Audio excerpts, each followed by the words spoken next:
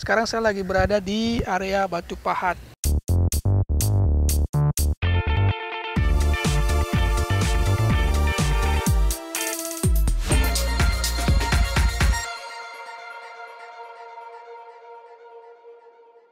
Saya sekarang lagi berada di Pantai Minyak Beku ini.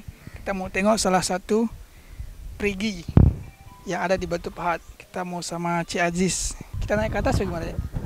Kita coba tengok naik ke atas untuk kita tengok keadaan dikatakan perigi Batu Pahat ni.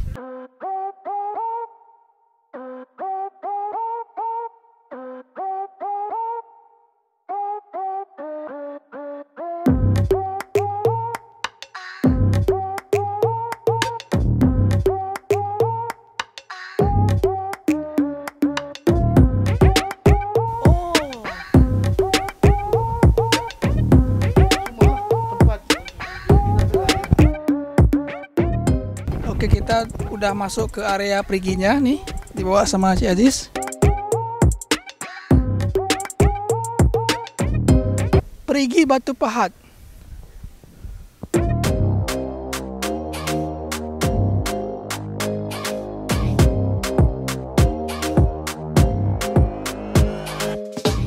Oke teman-teman, sekarang aku sedang berada di depan batu perigi Batu Pahatnya. Aku sekarang lagi mau tanya nih ke Cik Aziz langsung nih yang bawa saya nih. Apa sih sebenarnya perigi ini? Jadi biar teman-teman tahu. Gimana ceritanya, Cik? Baik, cerita perigi Batu Pahat ini sebelumnya saya kasih tahu ya. Saya perlu ngomong dalam bahasa Indonesia atau bahasa Melayu? Campur ya. Campur aja ya, bisa ya. Kita serumpun ya, sama-sama Nusantara. Baik. Perigi Batu Pahat ini terletak di satu daerah, kalau di Indonesia disebutnya provinsi mungkin. Tepatnya di Kampung Minyak Beku. Baik, pada tahun dulu kala ya, sekitar tahun 1400-an waktu itu, askar Siam. Siam ini kalau kami di Indonesia dipanggil Siam, artinya selatan Thailand itu Siam itu Thailand. Oke, askar Siam datang ke Batu Pahat. Oke, mereka ini melarikan diri. Mereka ini melarikan diri ketika tewas dalam peperangan menyerang Melaka. Ketika itu Melaka diperintah oleh Sultan Mansur Shah III. Periodnya itu sekitar tahun 1446 hingga 1459.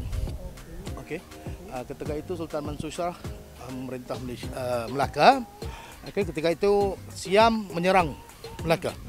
Jadi mereka kalah, mereka berundur kerana distance antara Melaka dengan Batu Pahat ini tak terlalu jauh, sekitar dalam 30 hingga 50 km saja. Tapi mengikut itu, kalau mengikut jalan darat lah. Tapi mungkin kalau ikut laut, ikut sungai dan sebagainya itu mungkin distance-nya lebih dekat kan. Okey.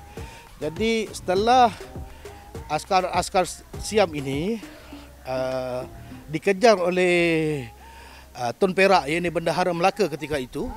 Jadi mereka mundur ke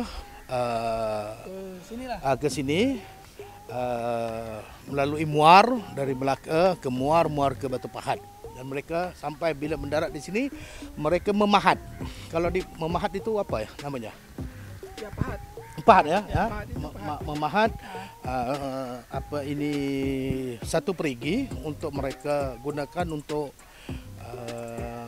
jadikan air minuman, untuk masak-masak. Kerana di belakang kita ini laut kan, okay? Lautnya kan airnya masin, jadi untuk asinan airnya itu kan nggak bisa untuk mandi dan buat minuman makanan. Jadi mereka memahat satu perigi di sini untuk digunakan oleh askar-askar. Mereka ni lah askar Siam lah, okay? Dan selepas itu mereka meneruskan perjalanan mereka ke selatan lagi. Selatan itu ke Johor, ke daerah Johor Baru, begitu. Sebelum mereka balik ke Siam, balik ke Thailand, melalui Laut Cina Selatan. Jadi kalau kita sini di pantai Minyak Beku ini, Ya. kita lebih kepada selat. Yes. Ini Selat Melaka dipanggil kan. Selat Melaka ini kan dari Singapura, selatnya itu sampailah ke, kalau di Malaysia ini sampai ke Perlis itu di Selat Melaka. Kalau di sebelah Indonesia itu Kepulauan Sumatera itu bagian depannya itu kan Selat Melaka, ya, sampai ke Aceh kan. Dari Lampung sampai ke Aceh itu kan termasuk Kepulauan Riau dan sebagainya. Jadi mereka ini, tapi Siamis ini, tentera-tentera Siam ini larinya lewat Laut Cina Selatan. Laut Cina Selatan. Jadi kemungkinannya mereka menyeberang Selat Melaka dan Selat Johor. Mungkin ketika itu nggak ada tambak, sekarang yang dipanggil tambak Johor kan. Betul. Jadi lewat situ boleh sampai ke Selat Melaka. Sampai ke Laut Cina Selatan. Berarti istilahnya perigi ini tempat istirahat mereka sementara. Tempat istirahat mereka sementara dan juga tempat perlindungan. Perlindungan. Iya. Oke, betul ya. Inilah sejarahnya, cerita lah daripada perigi Batu Pahat ini. Nah, jadi teman-teman, saya sudah sampai di sini dan ini betul-betul real dan ada ceritanya. Nanti kita temukan kemana cerita-cerita selanjutnya yang ada di Johor ini ya. Bye.